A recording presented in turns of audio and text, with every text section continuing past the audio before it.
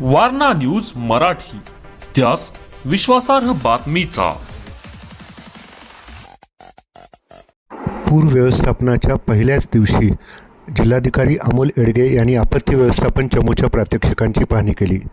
पूरस्थिती उद्भवल्यास तात्काळ प्रतिसाद देता यावा यासाठी तयारी ठेवावी, तसेच आवश्यक साहित्य सुसज्ज ठेवण्याच्या सूचनाही त्यांनी आपत्ती व्यवस्थापन आणि टीमला दिल्या।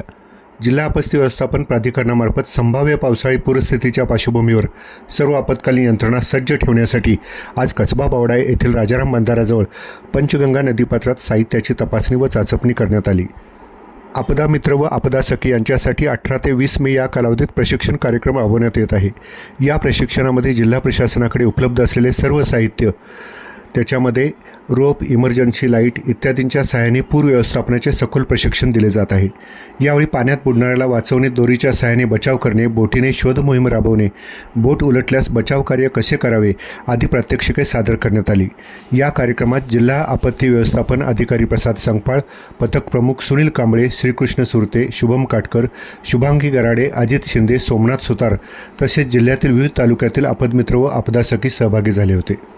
जिल्हा आपत्ती व्यवस्थापन प्राधिकरणामार्फत जिल्ह्यामध्ये मान्सूनच्या दरम्यान जर काही आपत्ती आल्या तर आपत्तीला प्रतिसाद देण्यासाठी जी काही साधनं जिल्हा स्तरावरती आहेत, त्यामध्ये विशेषतः आपल्याकडे 70 रबर बोट आहेत, 700पेक्षा जास्त लाईफ जॅकेट आहेत, लाईफ सेव्हिंग रिंग्ज आहेत, इन्फ्लेमेबल लाईट्स आहेत। ही सर्व साधनं सुस्थितीत असावीत म्हणून दरवर्षीप्रमाणे आज आपण ह्या सर्व साधनांची तपासणी, त्यांचा आवश्यक तो मेंटेनन्स आपण आज ठेवलेला आहे।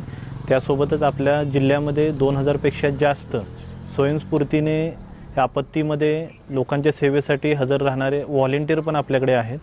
त्यापैकी 200 व्हॉलेंटियरचं ट्रेनिंग आत्ताच रायगडमध्ये झालं। हे सर्व आपदा मित्रसुद्धा, त्यांचीसुद्धा जी काही तयारी आहे, त्यांचं जे प्रशिक्षण आहे आणि या सर्व साधनांची तपासणी करण्याचं काम आज सुरू केलेलं आहे।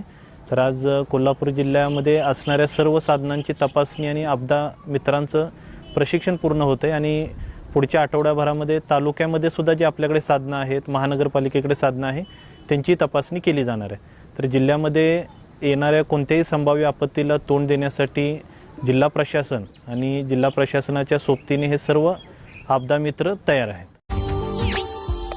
Subscribe now and press the bell icon. Never miss an update.